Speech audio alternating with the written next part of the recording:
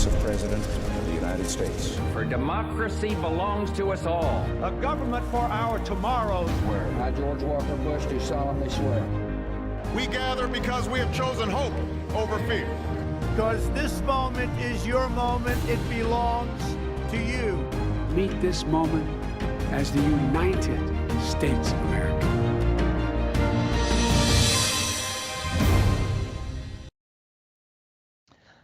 Hi, welcome to Washington Post Live. I'm Paul Kane, senior congressional correspondent and columnist for the Washington Post.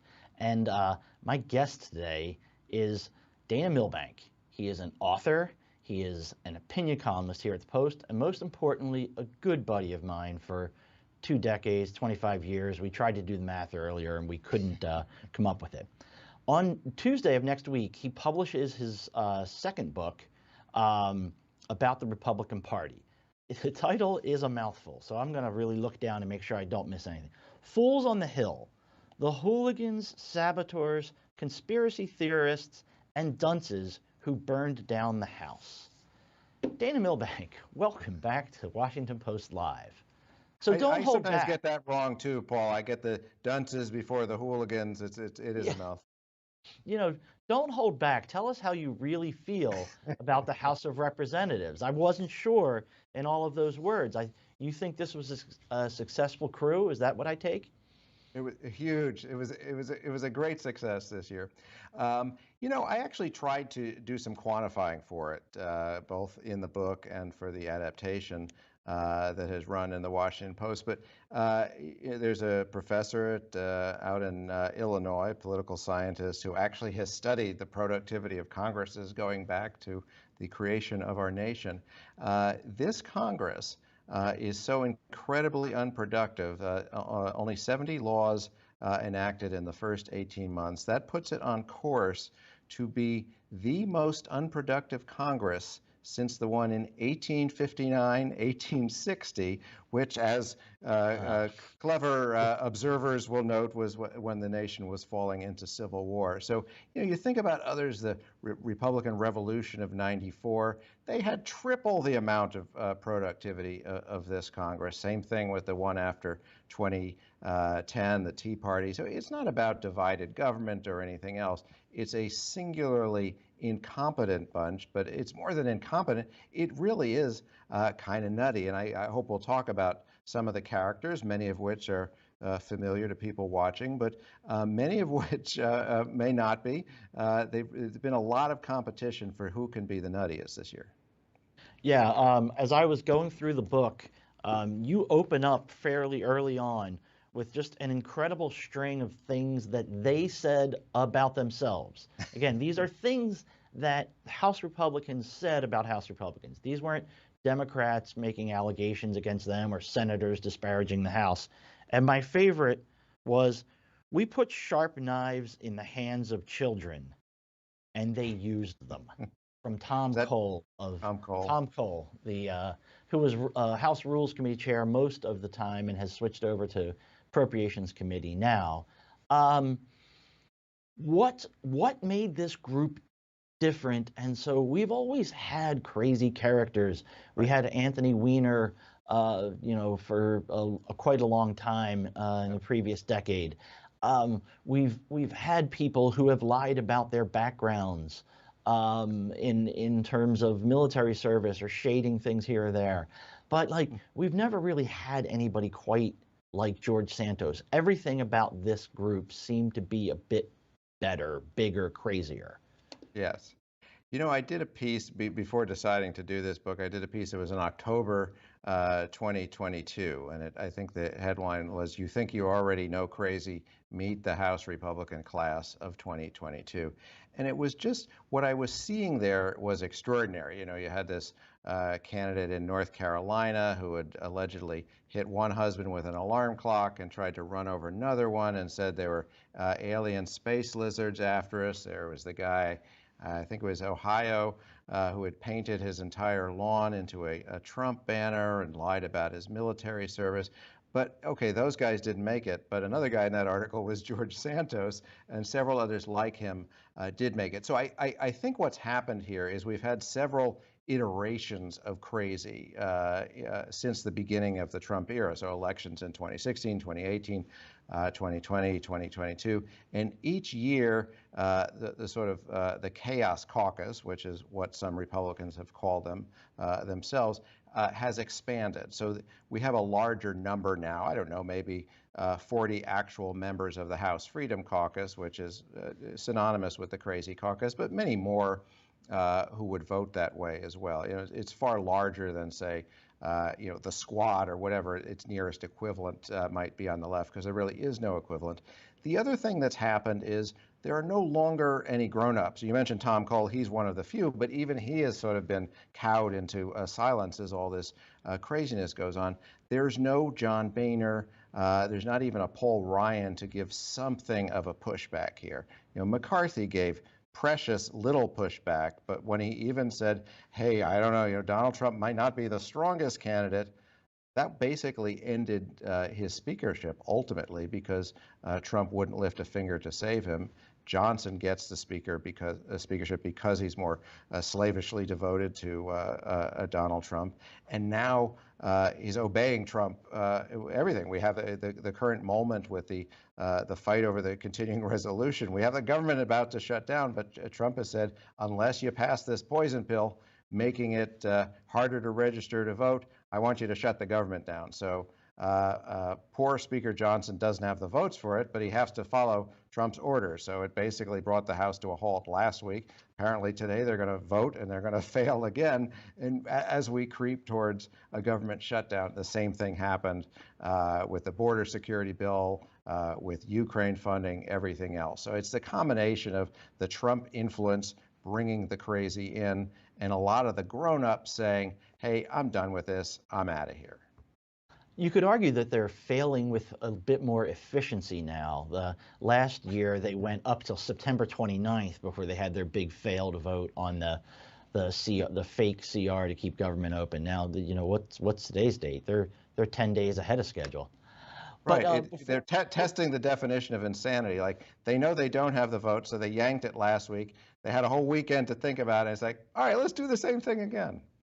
Yeah. Okay, before we get too much into the color about this, I do want to sort of pull back and, in all seriousness, ask you sort of, when you made this decision to devote a year and a half almost of your life covering just this one piece of Washington, it wasn't just for the colorful, crazy figures. It was about something bigger and more important about it. You write about it early on. So explain why this is important, why it's more than just social media clicks and cable news views. There's something bigger going on here. And what is that? Well, there absolutely is. So my last book, The Destructionist, it was the subtitle there was the 25-year crack-up of the Republican Party. So it went all the way back to Newt Gingrich and the Republican Revolution of '94, and that was when I first went to Capitol Hill to cover the new Congress then after the Republican Revolution.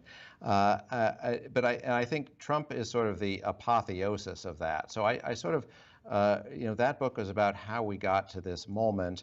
This book is really about what does this moment look like? I think what this moment is the absolute inability to govern. As we were remarking earlier, it just can't, tie their shoes, can't get even the basic things done.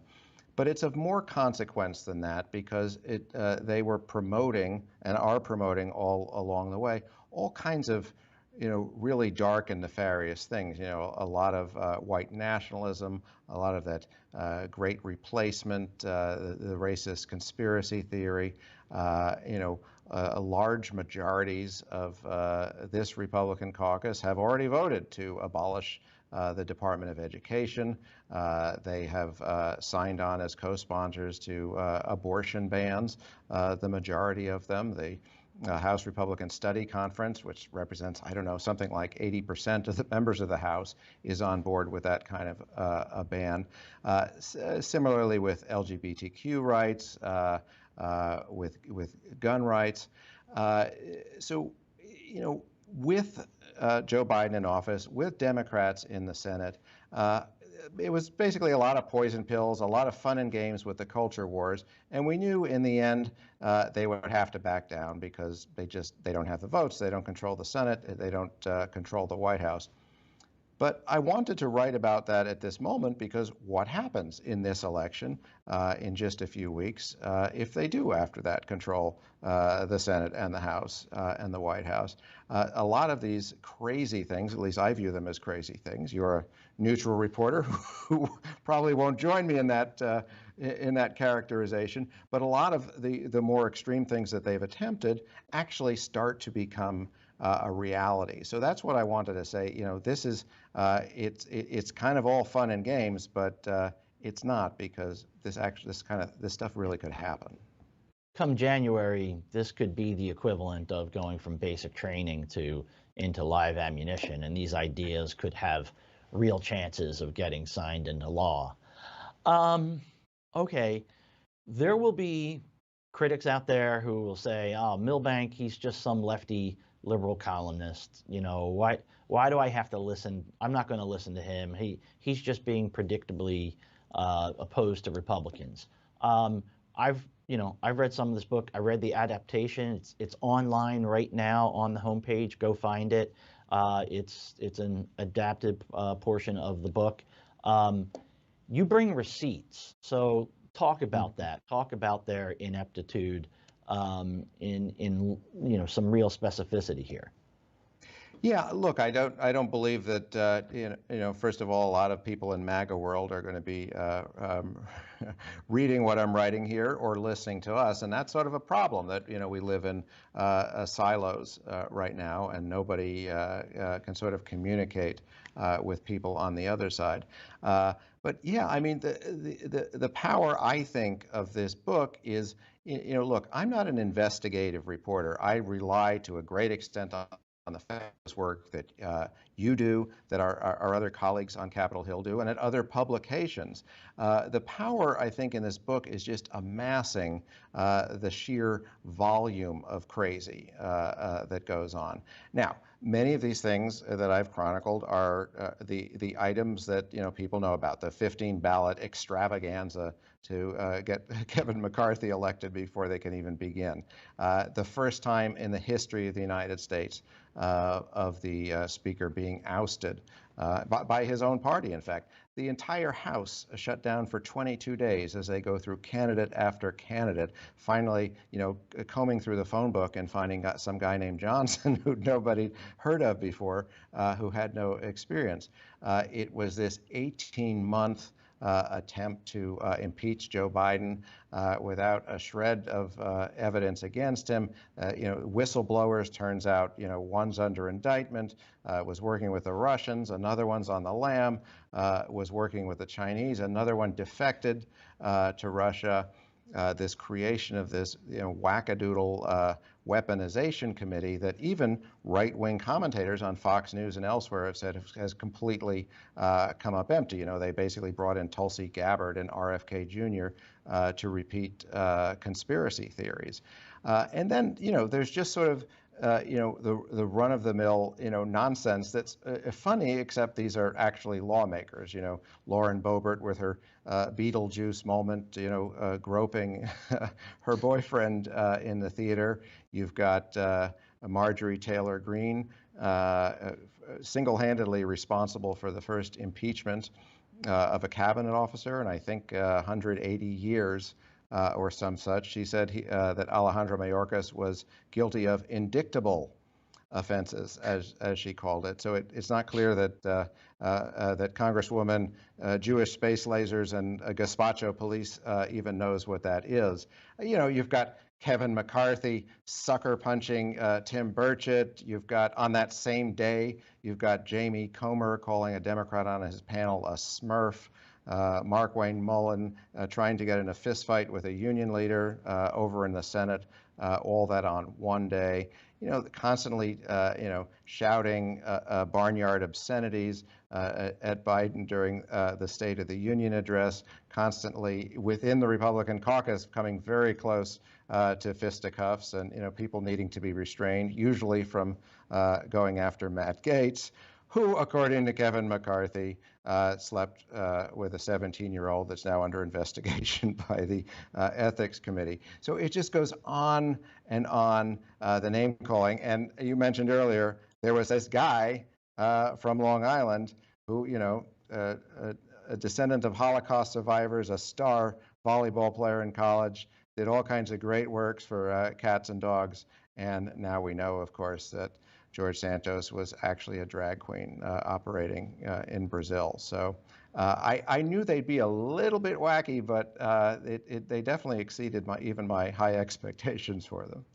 One of the things it's a little bit triggering for those of us that covered it and lived it. But one of the things that stood out as I was going through all of these things, is there's something about the volume of all the chaos that can make it easier to somehow survive.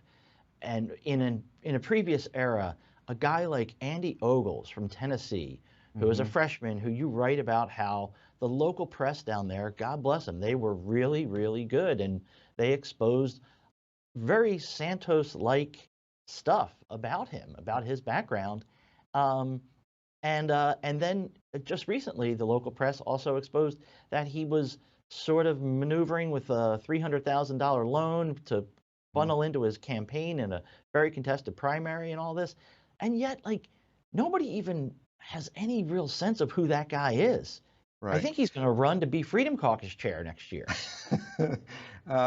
Yeah, no, that's true, and I'm pretty sure he's under federal investigation now. The thing is, you're right. There's just the sheer volume of craziness that you're getting. You just don't, with all the stuff we're talking about, Boebert and Green and Gates, it's hard to get all the way down the list till you get to Andy Ogles, who, yeah, he made up his university credentials, his work credentials, even some sort of a memorial park for children.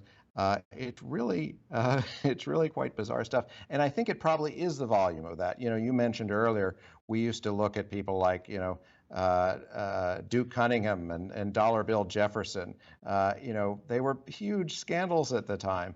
But there are, there's just so many scandals filing simultaneously.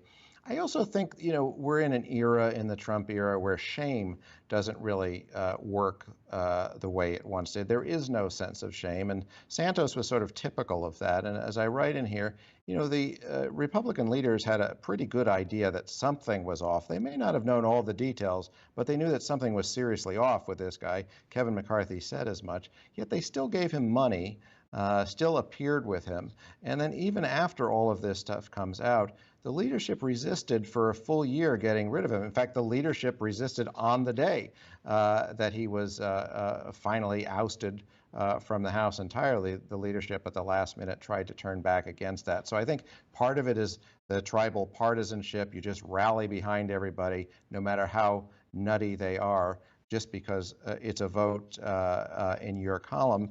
And there's also the absence of shame. And George Santos would go around saying, it's the party establishment, it's the media, they're after me. So taking the line, straight out of Trump's playbook. Didn't work quite as well for Santos as it does for Trump, but it kept this, manifestly unqualified man who is now facing, I guess, up to 6 years in prison. He's already pleaded guilty, but it kept him in Congress for a year. Early on, you use a quote from Mike Johnson as Speaker, and it's quite illustrative. I spend half my day as Speaker of the House and the other half as a mental health counselor. How impossible is this job? Beyond Mike Johnson, who has come to the job with as little experience as anybody since the 19th century. But how tough is this job for anyone to do? Yeah. Every now and then, Paul, Mike Johnson does come up with a good quote, and I think he had another one yesterday. I think he was saying how he started out in the lawn care business. He said, "I may be going back to that pretty soon," which is not entirely impossible. I'm sure he would find that a much more orderly line of work.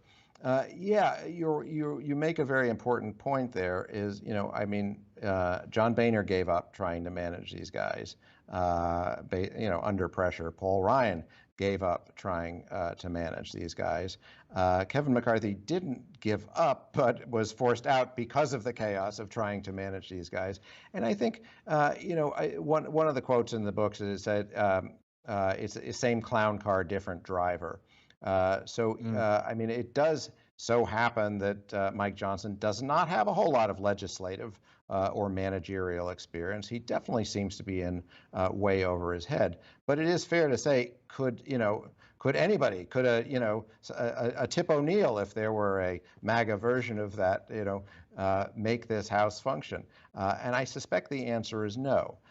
Some of it is because of rules change. This ludicrous motion to vacate the chair that any one person can throw the House into chaos and essentially, with just a few votes, shut it down for a month and force the speaker out. That, in theory, existed before, but you didn't have enough people who were actually crazy enough to do it. So unless you're going to govern from the middle, bring in bipartisan support, and actually be a speaker of the whole House, you're going to be a speaker of this tiny sliver of a majority that they've got right now, and you've got to have everybody on board for it. And it is virtually impossible, which of course we're now seeing with their attempt to keep the government open, which it seems almost certain will fail. And what will Mike Johnson do? Well, he's going to do what he did in the spring and what Kevin McCarthy did before that. Is ultimately he's going to have to go to the Democrats to bail him out after exhausting all other possible options. So yeah, I don't. I guess I do pity him in a sense, his role as a mental health professional. But of course, he knew exactly what he was getting into. I mean, does it make you long for, you described Paul Ryan as the comparatively steady hand at one point. There was a lot of derision that went toward Ryan for what people felt like was, being soft on Trump for a couple of years. But looking back, does he almost feel like a No, you're taller... right. You're right. You're right, PK. I've talked with Ryan's former advisors about this, and I said there does need to be a bit of a corrective there. I don't think I appreciated just how nutty the people he was dealing with were, and John Boehner before that was talking about the Chaos Caucus and the crazies in his midst. Look, Paul Ryan wasn't exactly a profile in courage, but he would at least occasionally speak out. I mean, it's only in retrospect that we say, oh, it could be much worse. You could see, have Kevin McCarthy, flocking down on the pilgrimage to Mar-a-Lago. But, to get back to your earlier talk about, will MAGA people just disregard this? Well, maybe, but,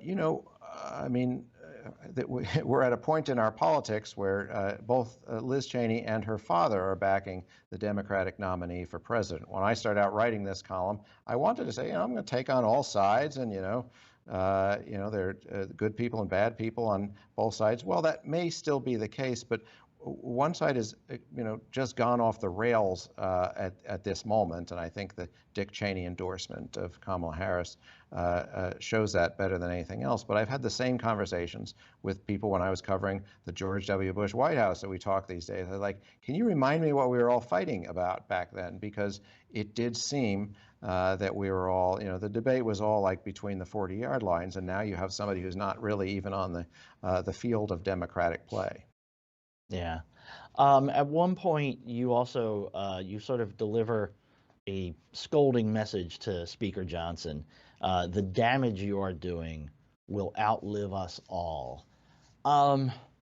What is that damage? I think we've covered some of it, but also how do we heal some of that damage? Is there a way to do that? That's the biggest question, and I fear I may disappoint people because we've all tried to come up with an answer to that. Yeah, the damage that line that you're referring to, that was after Mike Johnson went up to New York, stood outside of Trump's hush money trial, and was just trashing the American justice system, making up all kinds of stuff about the judge and the judge's daughter. But this is the Speaker of the House. constitutionally second in line to the presidency, using his office to trash law and order, to trash the system of justice. That's the kind of damage that's been done, whether it's to the FBI, whether it's to the courts, to prosecutors, to all of the institutions. Trump has been doing this for the better part of a decade now, but that, the other Republicans who at least should know better are doing it as well. I don't know how we get out of this because, as I was writing in The Destructionist, the roots of this, it predates Trump. This has been building for decades. It'll probably take decades for it to work its way out of the system, and hopefully there'll be enough of the system left at that point. You would think that, if the public punishes Republicans in November, it'll be, I think, if Trump loses the popular vote, I think it'll be the 9th out of 10 of the last presidential elections where Republicans have lost the popular vote. So, are there consequences for that? Well, not necessarily with the gerrymandered House and the way the Senate, naturally emphasizes rural power. So it's just going to take a lot of people showing up at the polls to reject this over and over again until the poison is out of the system. Okay, we have a question from one of our viewers. Charlie Hughes from Virginia asks, how many actual mainstream Republicans are left in the House? I've tried to answer that at various points, and the measure I have is, what I would call, crazies or team normal. If you look at the various measures, perhaps the best one is how many voted to overturn the election, and you're somewhere around 2/3 to 3/4 of them. So you've got a quarter to a third of House Republicans who I think you would consider to be, traditional, not moderates. I mean, the moderates I can count on one hand, maybe two hands. And in fairness, there are not a lot of moderates in the Democratic Party either. But there's certainly a lot of more mainstream figures in the Democratic caucus and Congress. So, maybe 1/3 you would recognize as traditional Republicans. People like Tom Cole, we were talking about earlier. The real difficulty is they're understandably afraid to assert themselves. You wind up like a Mike Gallagher, like a Ken Buck. You speak up and say, hey guys, this is just nuts. The grievances, the lies, it's just out of control. I'm not going to go along with it. And the next thing you know, they've essentially been booted out of Congress. They can't win a primary anymore, and they're out of here. So that's why the few mainstream ones remaining either want to quit or just have to go along to get along. And that to me is the bigger tragedy than the fact that you've got maybe 40 or 50 really nutty people there. They're still a minority, the House Freedom Caucus, but they just have outsized influence because the ones who should know better are afraid to do anything. Yeah, not to play ABC moderator here, but to even fact check, Tom Cole is considered a pretty normal traditional Republican, but he voted to object to Biden. It was one of those things I couldn't believe seeing it. Mm-hmm. Okay, so where are we going to be in January? What will it take to cool some of these tensions down? Is it a real rejection of Trumpism, and does the House majority also have to be defeated as well? Is that how long does it take? Yeah, so the thing is, PK, I don't even think that would do it, because then you just have a very aggrieved Trump saying he was cheated and the rest of the party is cheated.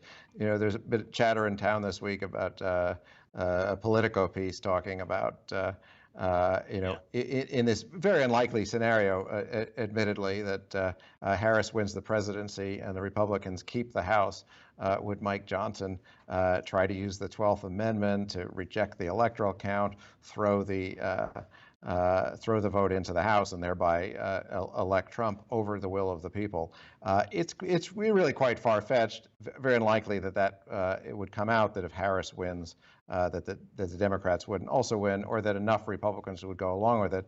But I have very little difficulty picturing Mike Johnson, to please Trump, attempting to do exactly that. So a lot will depend in January on what happens on November 5th. But I just don't see it calming down either way. Win or lose for the Democrats or the Republicans. It's just going to take several election cycles, as I said earlier, to get the poison out of the system. So I'm going to get my car and go out to the mountains. I'd welcome you to come with me, Paul. Unfortunately, on January 3rd and January 6th, I have an assignment, and it will likely be there in the Capitol for the swearing in of the new Congress and then the certification of the presidential election. I kind of have a feeling you're going to be sitting next to me up there, Dana. You won't miss out. Unfortunately, let's hope if they need the National Guard this time, they'll get it. Yes. Unfortunately, we are out of time, so we'll have to leave it there. Dana Milbank, thanks so much for joining us today. Always a pleasure. Okay. And thanks to You're a good man. Thank you. Okay. Thanks to all of you for watching. For more of these important conversations, sign up for a Washington Post subscription. Get a free trial by visiting us at WashingtonPost.com/live. That's WashingtonPost.com/live. And feel free to get a full subscription too. Don't hang around just for the free one. I'm Paul Kane. Thanks again for joining us.